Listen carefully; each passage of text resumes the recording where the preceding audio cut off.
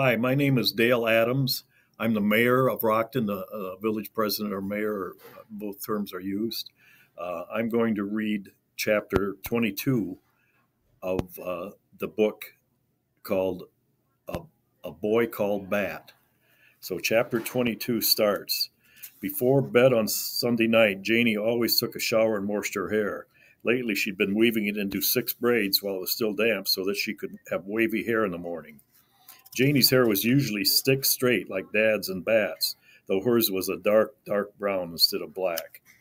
When she came out of the bathroom in her pajamas carrying a wide tooth comb and six hair ties, Bat asked, "Can I braid it?" "I can do it myself," Janie said. "Let him try," Dad said from the couch where he sat watching baseball on TV.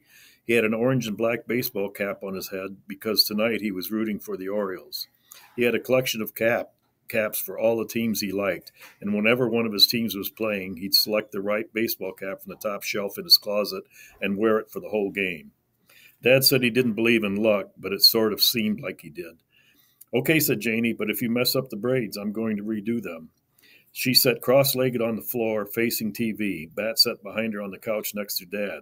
Janie handed him the comb.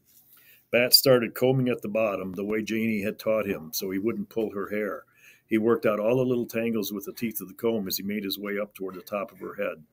Soon he could pull the comb straight through her hair from the very top to the ends without snagging at all. Then he divided her hair into six sections, two in the front, two in the middle, and two in the back. The back two sections looked a little thicker than the others, but Bat didn't think Janie would notice. He picked up the front left section of hair and started braiding. "Go, go, go," Dad yelled at the TV. One of his baseball players had made a good hit and was running as fast as he could around the bases. "I think baseball is the most boring game you watch," Janie said, "even more boring than football." "That's because you won't let me explain it to you," Dad said, adjusting his cap. "If you understand the game, it's fascinating." Bat reached the bottom of the first section of hair and wound a pink elastic band around its end. The braid wasn't perfectly neat and straight like the braids Janie did, but it wasn't bad. Moving on to the other front section, Bat focused on making the second braid even better than the first. "Make sure you're braiding it tight," Janie said, "so it's really wavy." "I am," Bat said. Bat loved braiding Janie's hair. Even though he usually wasn't very good at hand things, he liked the feeling of the damp, heavy hair. He liked organizing it into a series of smaller, neatly contained braids.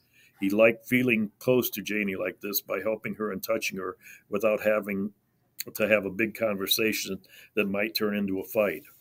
Getting along with people was hard for Bat. Figuring out what they meant when they said something or when they made certain faces at him. People were complicated, but braiding was easy. There, he'd finished the second braid and wrapped the end of this one in a dark green elastic. Janie reached up and touched the braid, then pulled it in front of her face so she could see it. "Not bad," she said.